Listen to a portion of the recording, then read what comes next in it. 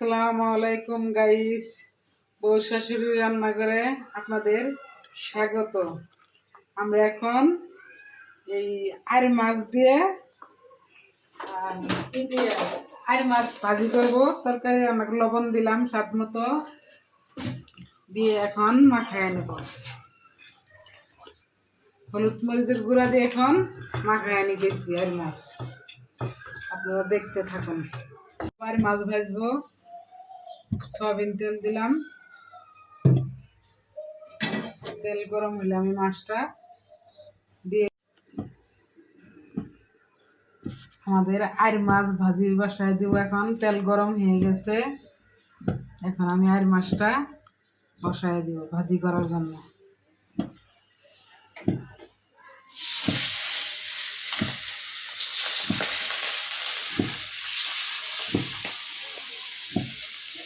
আমরা হালকা করে মাছটা ভেজে নিলাম। মাছটা এখন হয়ে গেছে, উঠেছি।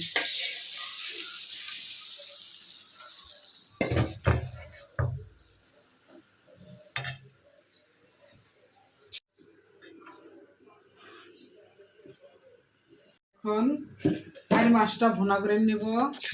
লবণ দিলাম, তারপরে পেঁয়াজ বাটা দিলাম, আদা রসুন বাটা, কাঁচামরিচ বাটা, তারপরে হলুদের ফাঁকি, তেলের ফাঁকি, হালকা শুকনো মরিচের ফাঁকি, জিরার ফাঁকি দিয়ে দিচ্ছি আমরা। আর মাছটা এখন আমরা ভুনা করবো।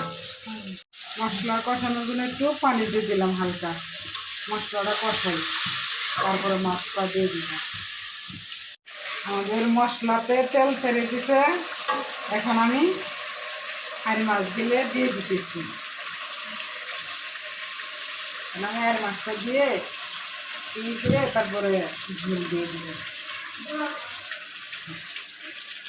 এখন মাছ দিয়ে দিলাম, করে তারপরে ঝোল দিয়ে দিব। আমরা কষাইয়ে ঝোল দিয়ে দিতেছি। এখন আপনারা দেখতে থাকুন। আমাদের তরকারিটা হয়ে গেছে, আর মাছের তরকারি ভুনা হয়ে গেছে। এখন আমি তরকারিটা নামাই নেব।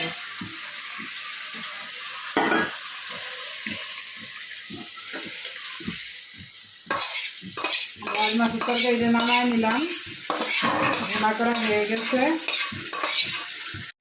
তরকারি। আপনারা আমরা এখন আর মাছের তরকারি দিয়ে ভাত খাইতেছি। আর মাছ তরকারি,